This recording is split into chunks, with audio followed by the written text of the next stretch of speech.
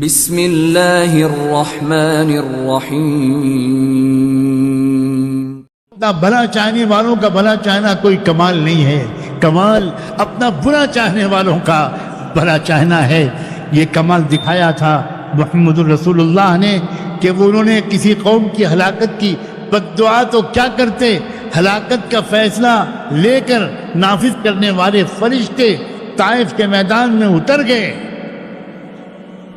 جب طائف میں اس پوری طرح مارا محمد رسول اللہ کو، آج ہم اس ملک میں لنچنگ سے پریشان ہیں اور ہمیں پریشان ہونے کا حق ہے۔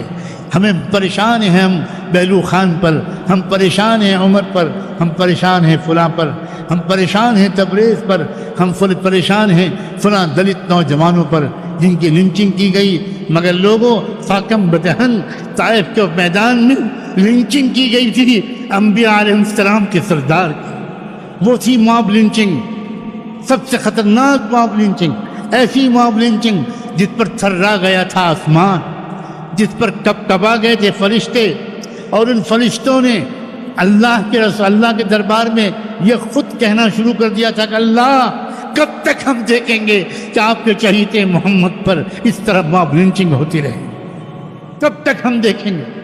یہ آپ نے جو قوت و طاقت ہم کو دی ہے یہ کب استعمال ہوگی؟ اب اجازت دیجیے، ہم سے دیکھا نہیں جاتا، ہم جائیں اور ان ناہنجاروں کو تباہ کر کے رکھ دیں۔ قربان جائیں اللہ کی حکمت پر، اللہ نے ان کو منع کرنا مناسب نہیں سمجھا۔ اللہ چاہتا تو میں ہی روک دیتا، مگر اللہ تو کچھ دکھانا چاہتا تھا کہ تم بہت کچھ جانتے ہو میرے فرشتوں، تم میرے محبوب کے اخلاق کو نہیں پہچانتے، تم میرے محبوب کو پہچانے نہیں ابھی تک، تم اس کی طرف سے بدلہ لینا چاہتے ہو جس کے دل میں بدلہ لینے کی خواہش کبھی پیدا ہی نہیں ہوتی۔ تم نہیں جانتے وہ تم اس کی طرف سے بدلہ لوگے، وہ تم سے ناراض ہوگا۔ جاؤ جاؤ جاؤ جاؤ، میری طرف سے اجازت ہے، دونوں طرف کے پہاڑوں کے درمیان ان لوگوں کو پیس کر رکھ دو۔ فرشتے آ گئے، مگر یہ خیال رکھنا کارروائی شروع کرنے سے پہلے میرے محبوب سے اجازت لے لیں۔ اللہ اکبر، کیا عالی مقام ہے آپ کا اے اللہ کے رسول، ہمیں اعتراف ہے کہ ہم آپ کو نہیں پہچانے۔ اللہ کہہ رہا ہے میرے حکم کی تعمیل تب کرنا جب میرا محبوب تم کو اجازت دے دے۔ معاملہ حقوق العباد کا ہے، میں دخل نہیں دوں گا، اس کا معاملہ ہے، جاؤ اس سے پوچھو۔ فرشتے آئے، اب ادھر اللہ کے رسول زخموں سے چور۔ طائف کا واقعہ 10 لاکھ مسلمان مار دیے جائیں تب بھی اتنا سخت واقعہ اس کو نہیں کہا جائے گا جتنا اس واقعے کو کہا جائے۔ لوگوں نے یہ تو دیکھا کہ اللہ کے رسول کے پیر زخمی ہو گئے، لہو لہان ہو گئے، گر پڑے، آپ بے ہوش ہو گئے، لیکن لوگوں نے آپ کے دل کے زخم کو تو نہیں دیکھا۔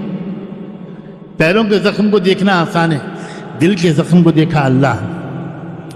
اور اسی لیے طائف کے واقعے کے فوراً بعد اللہ نے معراج کے سفر میں حضور کو بلایا۔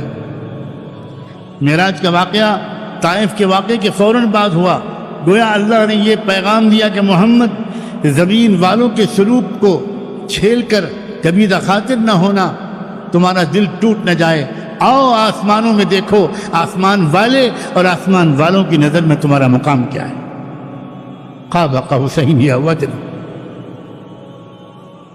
جب فرشتوں نے اللہ کے رسول کو سلام کر کے عرض کیا اور بتایا پورا واقعہ کہ اللہ نے ہمیں بھیجا ہے اور ہم آئے ہیں اس لیے کہ ان سب کو تباہ کر دیں، لیکن آپ کی اجازت کی شرط لگا دی ہے، اب آپ کی اجازت کا انتظار ہے، حکم دیجئے اللہ کے رسول، ابھی ان سب کو تباہ کر کے رکھتے جنہوں نے آپ پر موب لنچنگ کی ہے۔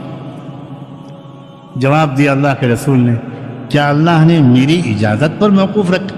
جی اللہ کے رسول، اللہ نے کہا محمد کی اجازت کے بغیر کارروائی شروع نہ کرنا۔ حضور نے ہاتھ اٹھایا آسمان کی طرف، اللہ اگر آپ نے میری مرضی پر موقوف کیا ہے تو مہربانی کیجئے ان قوم کو عذاب مت دیجئے، انہیں معاف کر دیجئے، یہ نہیں جانتے، یہ جان نہیں رہے، ابھی پہچان نہیں رہے، اللہ انہیں معاف کر دیجئے، اللہ انہیں معاف کر دیجئے، اللہ عذاب واپس بلا لیجئے۔ اور اللہ مجھے تو یہ امید ہے کہ اگر ان کو ایمان نصیب نہ ہوا تو ان کی اولادیں ایمان لے آئیں گی، میں انتظار کرنے پر تیار ہوں۔ ہم بھارت کے مسلمانوں کو یاد رکھنا چاہیے کہ ہم بھارت کے مسلمانوں کو جو ایمان ملا وہ انہی طائف والوں کے ذریعے سے ملا تھا، جو اگر اس وقت کار ہو گئے ہوتے تو سب قوم نوح کی طرح تباہ کیے جا چکے ہوتے اور ہم تک شاید ایمان پہنچ ہی نہیں سکتا تھا۔ اور شاید اس میں اشارہ ہے اس طرف کہ بھارت کے اندر بھی ایمان اسی ترتیب پر آئے گا جس ترتیب پر طائف کی قوم پر آیا تھا، شاید اس میں اشارہ ہے اس طرف۔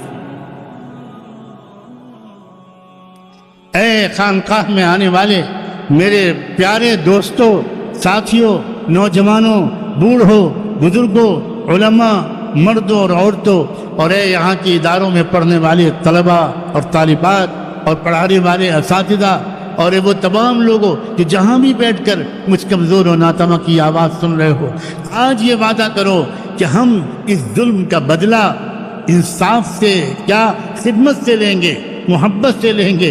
ہم ان نفرت کے جواب میں محبتیں نشاور کریں گے، اخلاق اچھے بنائیں گے، گھر والوں کے ساتھ اخلاق، اور پھر اس کے بعد اپنے محلے والوں کے ساتھ اخلاق، ان کی خدمت، بیواؤں کی خدمت، معذوروں کی خدمت۔ ہم ایک ایک محلے کا سروے کریں گے، اور اب میں بہت عملی بات کہہ رہا ہوں، اور اس کے بعد انشاءاللہ آپ سب تشکیل ہوگی آپ کی۔ اب بالکل صاف بات یہ ہے، اب انتظار کا یارہ نہیں رہا، اب ڈر ہے کہ اللہ ہم کو سزا دے دے گا۔ یہ ہمارا خوبصورت ملک ہے، یہ ہمارا پیارا ملک ہے، اس کے ہم پر حقوق ہیں، یہ کروڑوں کی آبادی، یہ ہماری پڑوسی ہے، یہ ہمارے خلاف اللہ کے ہاں گواہی نہ دے۔ ہم انشاءاللہ ان کی خدمتیں کریں گے، ان کے گھر جا کر اور سب کے گھر جا کر بلا تفریق کے جو ہم سے ہو سکے گا ہم محبت کا پیغام پہنچائیں گے، ہم نفرتوں کے جواب محبتوں سے دیں گے انشاءاللہ۔ اور ہمیں یقین ہے، بالکل 100% یقین ہے، اللہ کا قانون نہیں بدلا۔ برائی کا جواب جب بھلائی سے دیا جائے گا تو جو قوم دشمن بن گئی ہے وہی قوم تمہاری جگری دوست بن کے رہے۔